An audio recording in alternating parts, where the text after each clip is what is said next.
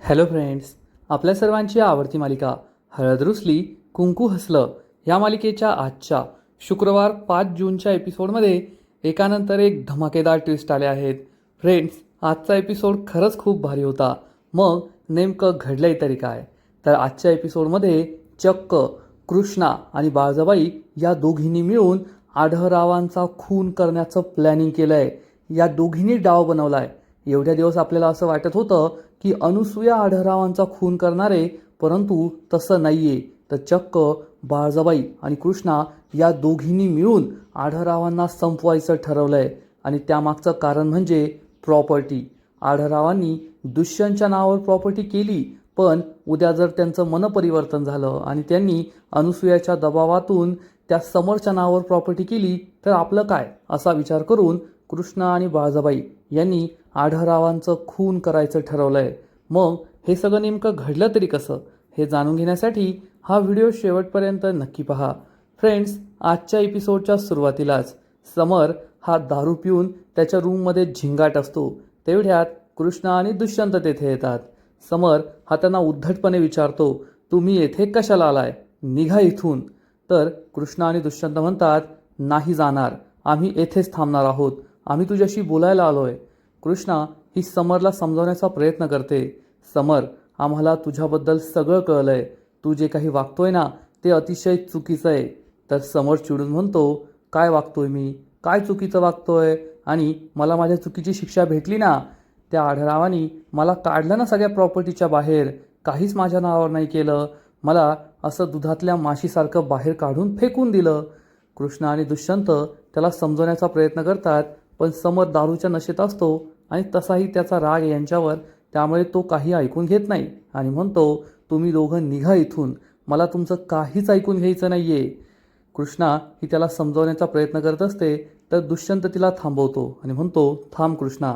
दुष्यंत समरजवळ येतो, समरच्या खांद्यावर हात ठेवतो. तर समर चिडून म्हणतो, हात नाही लावायचा मला, जे काय बोलायचं ना ते लांबून बोलायचं. दुष्यंत म्हणतो, ठीक आहे. समर, आपण दोघे जरी सावत्र भाऊ असलो ना तरी आपण दोघे भाऊच आहोत आणि मी मनातून तुला भाऊ मानलंय, त्यामुळे तू काळजी करू नकोस. जरी बाबांनी सगळी प्रॉपर्टी माझ्या नावावर केली असली तरीसुद्धा मी तुला कधीच अंतर देणार नाही. समर चिडून विचारतो, अंतर देणार नाही म्हणजे मग मी काय करायचं? तुला मुजरा करायचा, तुझ्यासमोर शेपटी हलवत फिरवायचं? दुष्यंत चिडून म्हणतो, समर, मी असं काहीच म्हटलेलं नाहीये, मी तुला फक्त एवढं सांगायला आलोय की जरी बाबांनी सगळी प्रॉपर्टी माझ्या नावावर केली असली तरी मी तुला कधीच अंतर देणार नाही. आपण या घरात गुण्यागोविंदाने नांदूया. कृष्णा म्हणते, व्हय समर, तू फक्त तुझ्यात थोडा बदल घडून आणला ना तर आपण या घरात गुण्यागोविंदाने नांदू शकतो. समर चिडून म्हणतो, वा कृष्णा वा, म्हणजे 26 वर्षापूर्वी तुझ्या सासूने, या दुष्यंतच्या आईने माझ्या आईला घराबाहेर काढलं. 26 वर्ष आम्ही रानावनात हिंडत राहिलो, आज येथे परत आलो तर माझ्या बापाने सगळी प्रॉपर्टी या दुष्यंतच्या नावावर केली आणि तू म्हणतीयेस की या घरात आपण गुण्यागोविंदाने राहू शकतो. दुष्यंत म्हणतो, समर, मला मान्य आहे, 26 वर्षांपूर्वी जे काही घडलं ते अतिशय चुकीचं घडलं, पण आता तसं बिलकुल घडणार नाहीये. मी आणि कृष्णा कधीच तुला आणि मोठ्या आईला अंतर देणार नाही, आम्ही तुला कधीच आमच्यापासून दूर करणार नाही.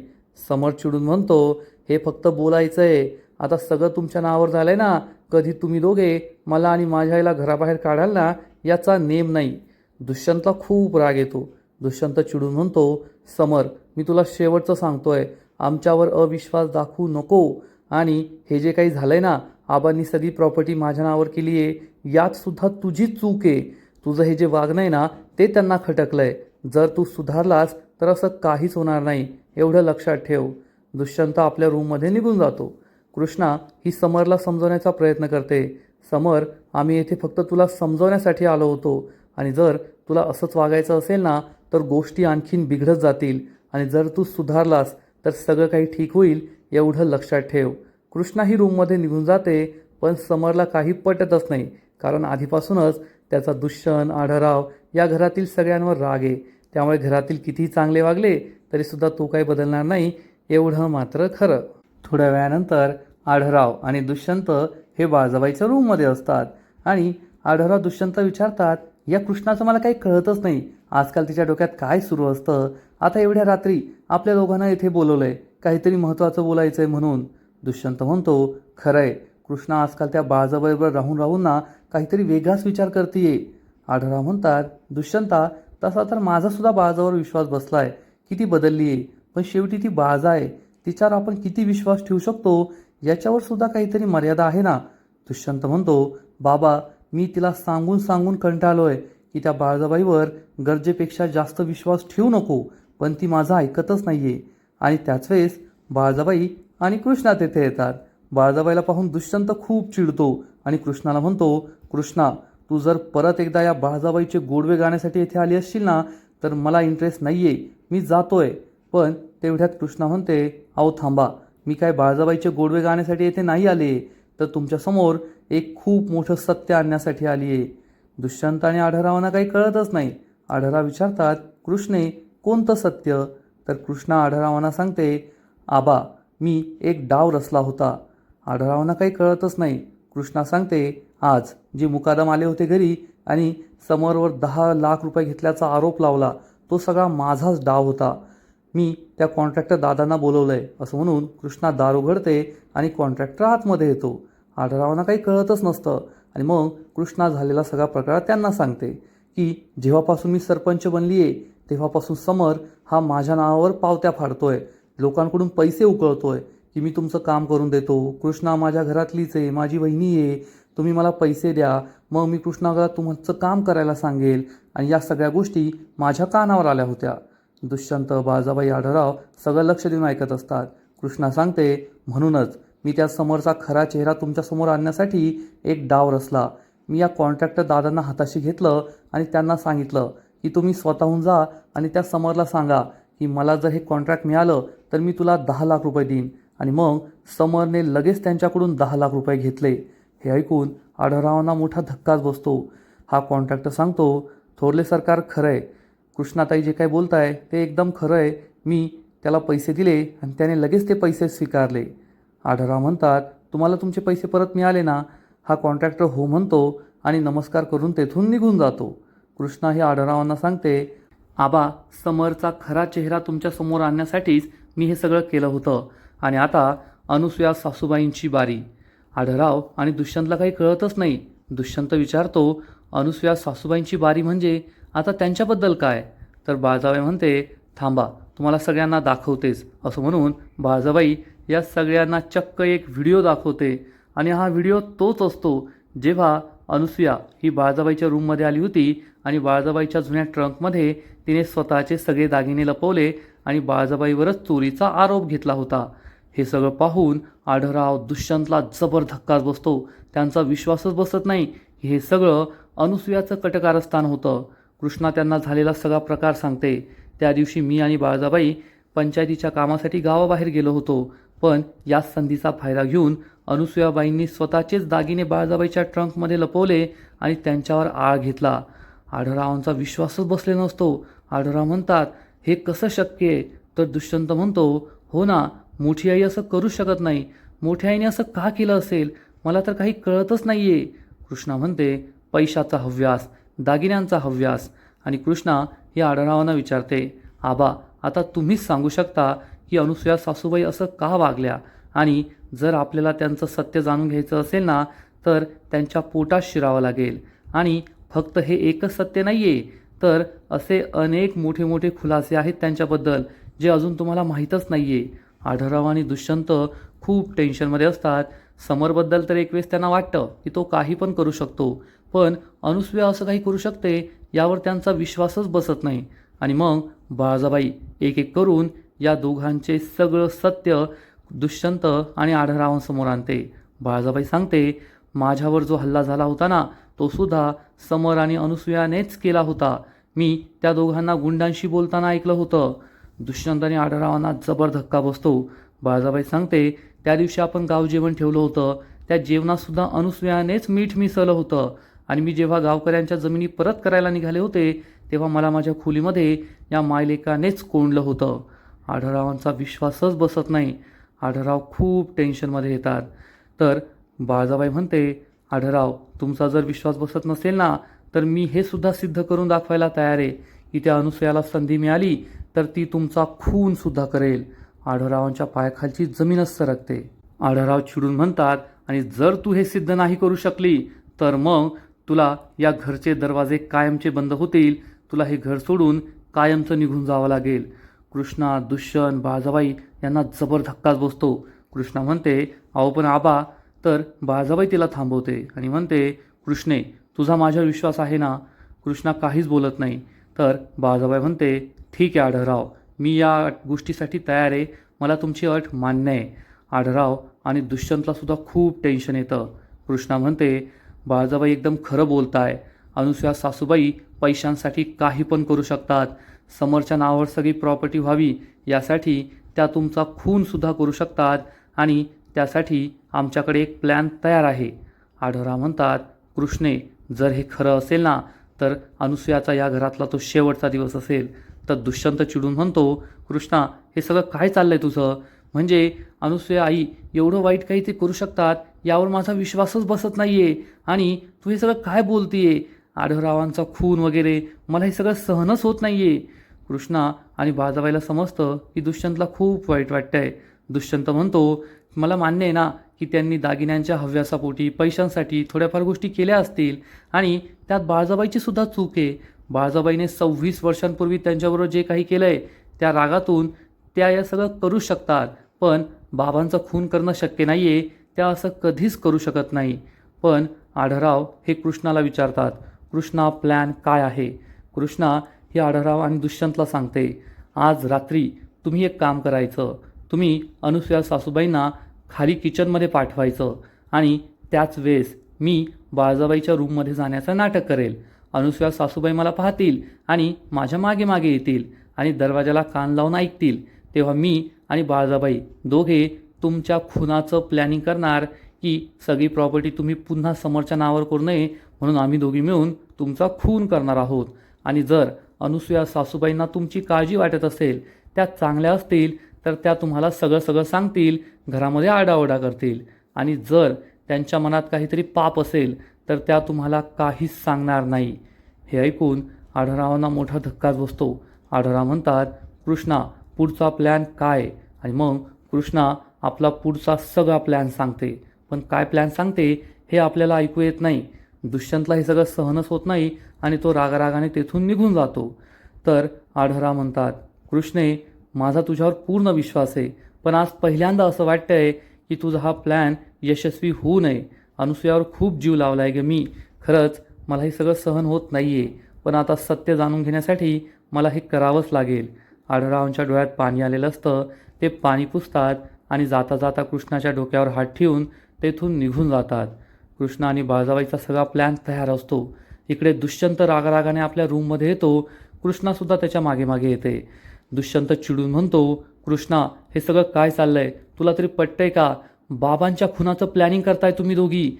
तर कृष्णा म्हणते, अहो ते सगळं नाटक आहे. तर दुष्यंत म्हणतो, मला मान्य आहे हे सगळं नाटक आहे, पण मनात असा विचार करणं सुद्धा किती चुकीचं आहे. असं नाटक करणं तरी किती चुकीचं आहे. कृष्णा म्हणते, दुष्यंत सरकार, एकतर मला तुमचं हे पटत नाही आहे, कारण आता तुमच्या नावावर सगळी प्रॉपर्टी झाली ना तर तुमच्या जीवाला धोका आहे. अनुसया सासूबाई आणि समर तुम्हाला मारण्याला सुद्धा मागे पुढे पाहणार नाही, म्हणून मला त्यांचं सत्य सगळ्यांसमोर आणावंच लागणार आहे. तर दुष्यंत म्हणतो, पण कृष्णा. तर कृष्णा त्याला आठवण करून देते की जेव्हा समर या घरात आलेला नव्हता तेव्हा त्याने दुष्यंतबरोबर मारामारी केली होती. आढळरावांना सुद्धा धक्कामुक्की केली होती. कृष्णा ही दुष्यंतला समजावून सांगते, तेव्हा तुम्ही त्याला ओळखत नव्हता, पण तो तर तुम्हाला आणि आबांना ओळखत होता ना. तरीसुद्धा त्याने तुम्हाला दोघांना मारहाण केली होती.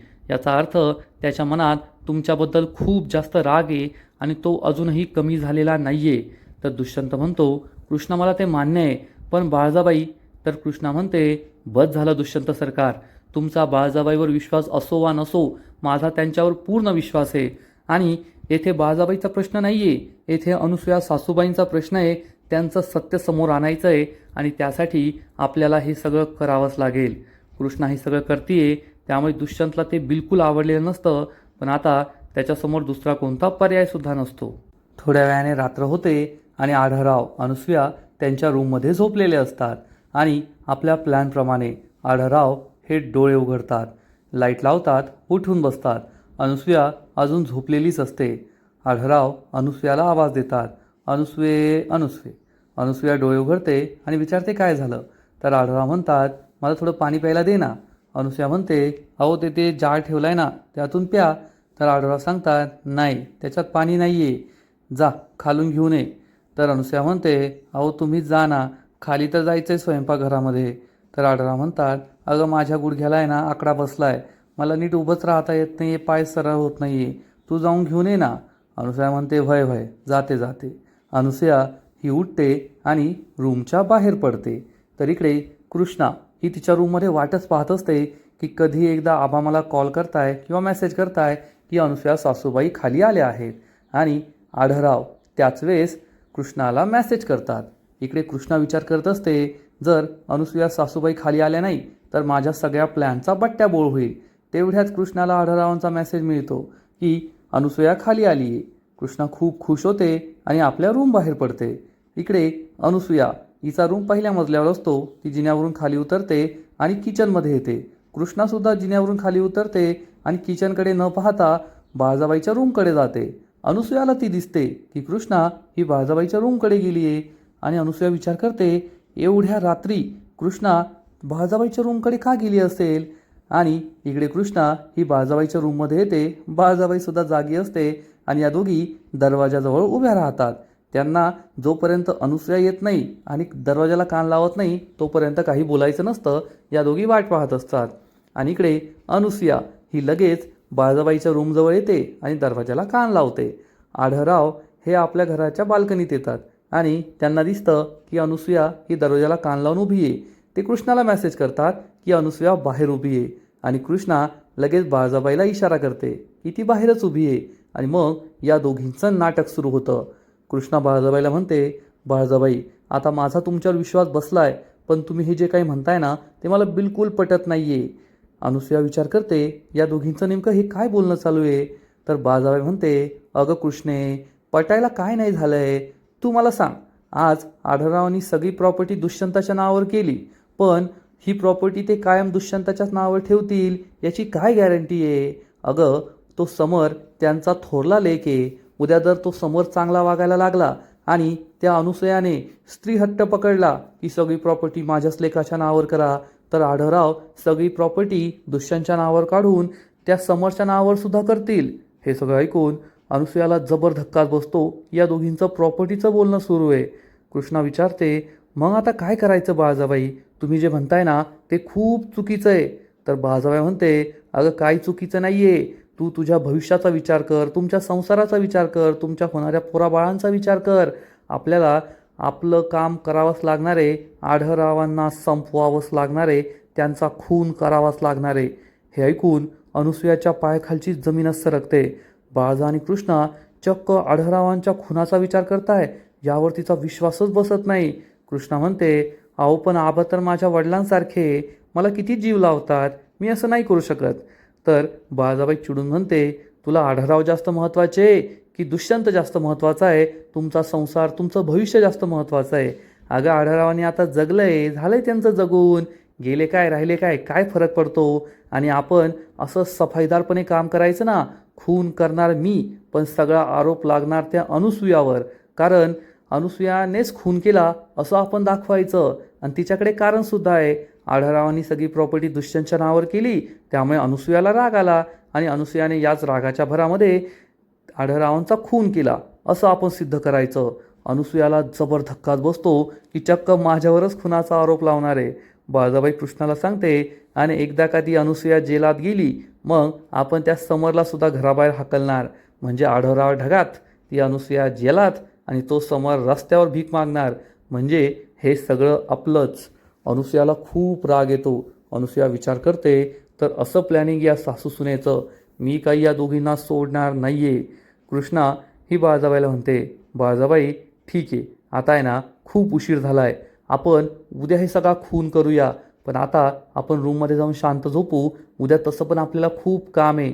असं म्हणून कृष्णा ही जोरात ओरडते. अनुसूयाला समजतं की आता कृष्णा बाहेर येणार आहे, त्यामुळे अनुसूया तेथून पळून जाते. आणि बाळजाबाई हसू लागते कृष्णा रूम बाहेर येऊन पाहते तोपर्यंत अनसूया निघून गेलेली असते. आपला प्लॅन यशस्वी झाला म्हणून कृष्णाला खूप आनंद होतो. आणि इकडे आढळराव हे रूममध्ये येऊन बसतात. तेवढ्यात अनसूया पाण्याचा जार घेऊन येते आणि आढळरावांना ग्लासमध्ये पाणी देत असते. पण तेव्हासुद्धा ती हाच विचार करत असते या सगळ्या प्लॅनबद्दल आणि आढळराव तिच्याकडे पाहत असतात. फ्रेंड्स, हा सीन खरंच खूप इमोशनल आहे. हा सगळा प्लॅनिंग हे सगळं मान्य आहे, पण आढळरावांचं अनसूयावर खूप प्रेम आहे आणि 26 वर्षानंतर जेव्हा अनसूया परत आली तेव्हापासून ते खूप खुश आहेत. आणि आज त्याच अनसूयाची परीक्षा होणार आहे म्हणून आढळराव तिच्याकडे आशेने पाहत असतात की अनसूया आत्ता मला सांगेल की कृष्णा आणि बाळजाबाई तुमच्या खुनाचा प्लॅन बनवताय असं त्यांना मनातून वाटत असतं. पण अनसूयाच्या मनात काहीतरी वेगळंच सुरू असतं. आढळराव तिच्याकडे पाहत असतात. अनसूया त्यांच्याजवळ येते आणि त्यांना पाण्याचा ग्लास देते, पण ती विचारात गुंग असते. आढळराव विचारतात, काय झालं ग अनसूये, कसला विचार करतीयेस? तर अनसूया म्हणते, अहो नाही, कसला नाही. आढळराव म्हणतात, असं काय, तुझ्या चेहऱ्यावर चिंता दिसतीये मला, काहीतरी चिंतेत आहे तू, कसला तरी विचार करतीये. तर अनसूया म्हणते, अहो नाही नाही, असं काही नाही. मी आता खाली गेले होते ना, तर सगळे दरवाजे वगैरे नीट लावले की नाही ते सगळं चेक केलं, गॅस बंद केला की नाही ते चेक केलं, दुसरं काही नाही. आढळराव तिला आणखीन खोदून खोदून विचारतात, नाही ग अनसूये, घरातील सगळे दरवाजे खिडक्या नीट लावले की नाही, गॅस बंद केला नाही, त्याची चिंता नाही आहे तुझ्या चेहऱ्यावर. तुझ्या चेहऱ्यावर वेगळंच काहीतरी टेन्शन आहे. सांग ना, कसला विचार करते, काही आठवलं आहे का, काही आहे का मनात, काही सांगायचं आहे का तुला मला? तर अनसूया म्हणते, नाही व, काय नाही सांगायचं आहे मला तुम्हाला. हे ऐकून आढळरावांना खूप वाईट वाटतं आणि अनसूया मग चक्क कृष्णाचं नाव घेऊनच त्यांना टोमणे मारते. आता तुम्हीच म्हणाला ना, तुमची लाडकी लेक, तुमची लाडकी सून कृष्णा, ती घराची सगळ्याची काळजी घेते, रात्री झोपताना सगळे दरवाजे खिडकी नीट लावले की नाही, किचनमध्ये सगळं गॅस वगैरे बंद केला की नाही हे सगळं पाहते. मग मला काही सगळं पाहण्याची गरज नाही आहे ना. आढळरावांना खूप वाईट वाटतं. आढळराव हे अनसूयाला म्हणतात, अगं अनसूये, सांग मला, तुला काही बोलायचं असेल, तुझ्या काही मनात असेल सांग, उगाचच असं मनात काही ठेवू नको. तर अनसूया म्हणते, नाही हो, मला तुम्हाला काही सांगायचं नाही आहे, काही झालं नाही आहे, मला झोपायचं आहे आता, खूप झोप येते, एकतर अर्ध्या झोपेतून तुम्ही मला उठवलं. असं म्हणून अनसूया ही आढळरावांशेजारी येऊन झोपते. त्यामुळे आढळरावांना जबर धक्काच बसतो. आढळरावांना खूप वाईट वाटतं, कारण आढळरावांना हे माहिती आहे की अनसूयाने बाळजा आणि कृष्णाचं सगळं बोलणं ऐकलंय. या दोघी माझ्या खुनाचं प्लॅनिंग करत होत्या, तरीसुद्धा ही अनसूया मला काहीच सांगायला तयार नाही आहे. याचा अर्थ कृष्णा आणि बाळजा जे काही बोलली ते खरं होतं. वेळ पडली तर ही अनसूया माझा खूनसुद्धा करू शकते, मला मारूसुद्धा शकते. आढळराव अनसूयाकडे पाहतच राहतात. त्यांच्या हातात पाण्याचा हा ग्लास असतो.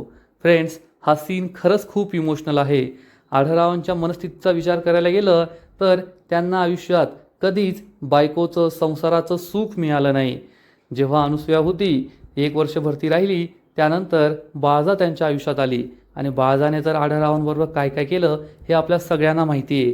आढळरावांना कधी संसाराचं सुख मिळू दिलं नाही, आढळरावांना कधी दुष्यांच्या जवळ जाऊ दिलं नाही आणि आता ती सुधारली आहे. पण 26 वर्ष तिने आढळरावांचा खूप छळ केला आहे, आढळरावांना खूप त्रास दिला आहे, हे आपल्या सगळ्यांना माहिती आहे. आणि आता 26 वर्षानंतर अनसूया परत आली. तेव्हा आढळरावांना असं वाटलं होतं की ही अनसूया तरी मला जीव लावेल, माझ्यावर प्रेम करेल, पण ही अनसूयासुद्धा माझ्या संपत्तीच्या मागेच आहे आणि तिचं माझ्यावर प्रेम नाही आहे हे आढळरावांना समजलेलं असतं. त्यामुळे आढळराव खूप दुःखी होतात. त्यांच्या चेहऱ्यावर, त्यांच्या डोळ्यात त्यांचं हे दुःख स्पष्ट दिसत असतं. आढळराव घटाघटा पाणी पिऊन टाकतात आणि इकडे अनसूया मनातल्या मनात विचार करते, कृष्णे, बाळजा, तुम्हाला काय वाटलं तुम्ही आढळरावांचा खून कराल आणि खुनाचा आळ माझ्यावर घ्याल? मी सुद्धा अनसूया आहे, अनसूया, मी काय हे सगळं सोप्यात होऊ देणार नाहीये. आता पहा मी काय करते ते. आणि कृष्णे, तू तर खूप आतल्या गाठीची निघाली.